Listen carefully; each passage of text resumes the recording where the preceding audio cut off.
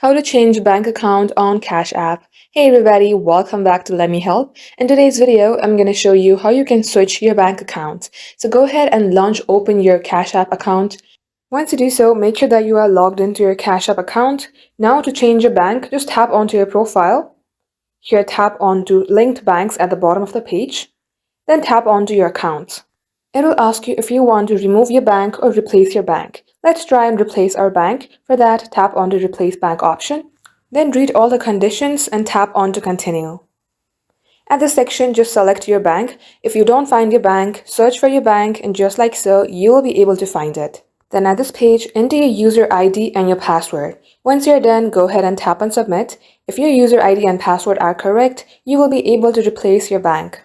So that wraps up today's tutorial. If you would like to see more videos on this, then do comment down below and we will be back soon with more tutorials like this. Until then, please like and subscribe and thank you for watching.